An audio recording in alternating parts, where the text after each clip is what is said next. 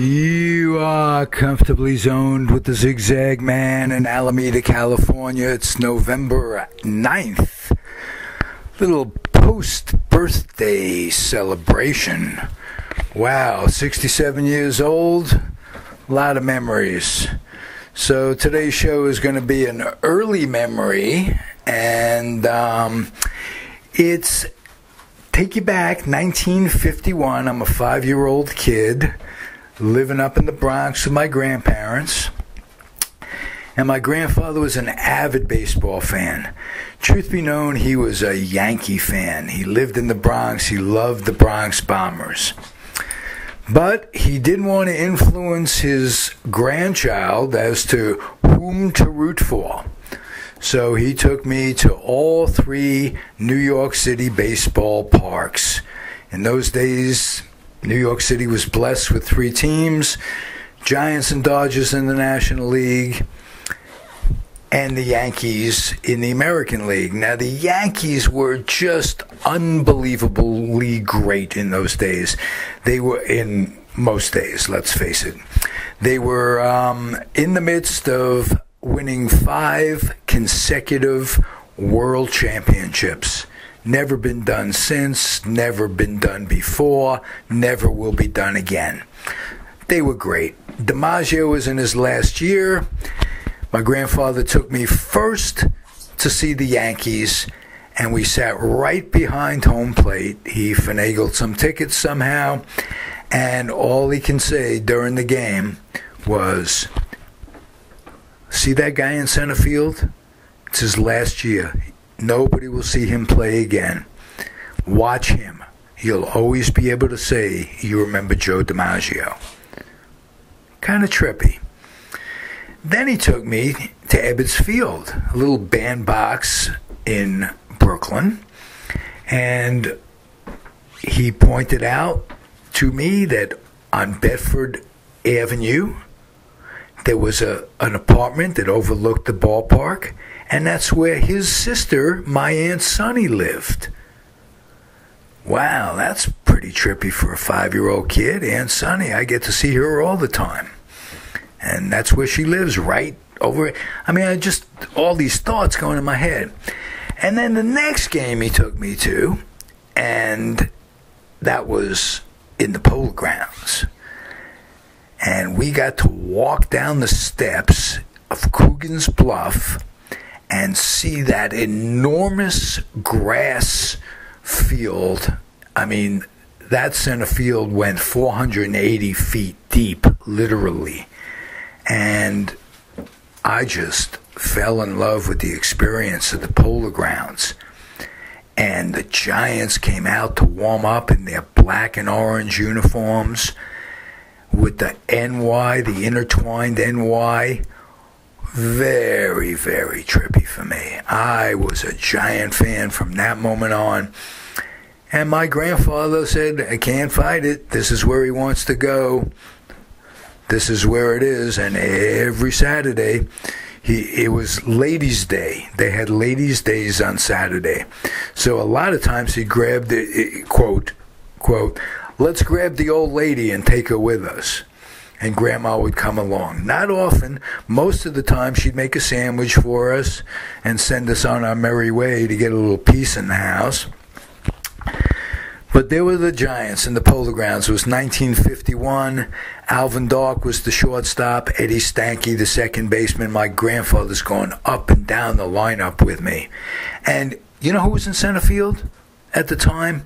It was early in the season, the first few games. Bobby Thomson was in center field. They hadn't called Willie up yet. They didn't do that until May. And that's when we came back. And the whole lineup was reconfigured. Thomson moved to third base, Willie playing center, and Willie was a joy to watch.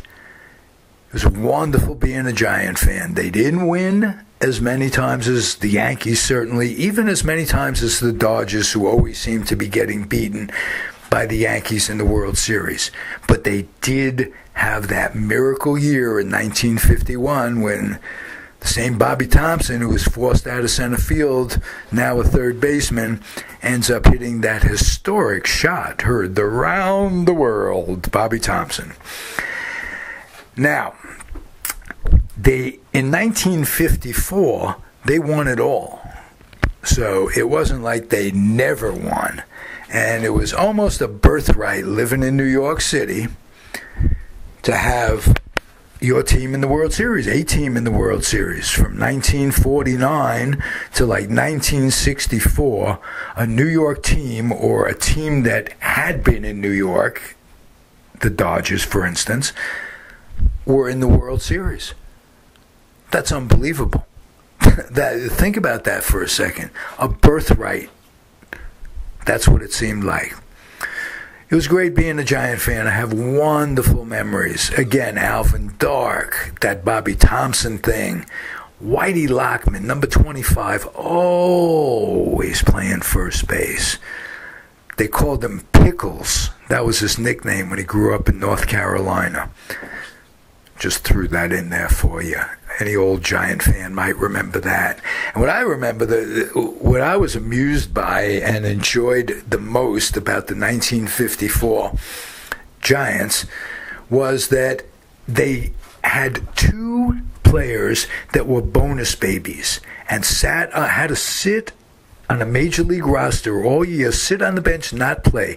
Joey Amalfitano was one, and they called them Jingles and Jangles, and for the life of me, right now, I'm blanking on the pitcher who came up, didn't get to pitch, who was on the bench, didn't get to play, and they won basically in 1954, in essence, with a 23-man roster, and that was another historic World Series. They were not expected to beat Cleveland. Cleveland beat the Yankees in a year the Yankees were incredibly great, coming off 5 world championships and won over 100 games. They won more games in 1954 than they won in any other season, and they lost the pennant to the Cleveland Indians, who had what many consider to be the best pitching staff in the history of baseball. Bob Feller, Early Wynn, I mean, the names, Hal Newhouser was finishing up there, if I'm not mistaken, Narleski, just some terrific pitchers. Bob Lemon was a pitcher with Cleveland. Mossy was a pitcher with Cleveland back then. They were expected to kill the Giants in the World Series. And Dusty Rhodes came off the bench a number of times and helped them. And Willie made that catch in the first game. They called it the catch. And Vic Wirtz hit a shot to deep center field. Willie went back, and like I say, the center field in the Polo Grounds was one long center field, one expansive center field. Willie went back almost as far as he can go, makes an over-the-shoulder catch, and what he isn't credited for more often is the whirling turnaround throw that he made, keeping guys in order, having guys go back at a scoring position. I remember guys halfway around second base, I think it was Al Rosen, had to tag up and get back to first base. Set the tone for the entire World Series that they won. So those are a few of my Giant memories. It was great being a kid. I mean, what can you say? A kid and a baseball fan, growing up in New York.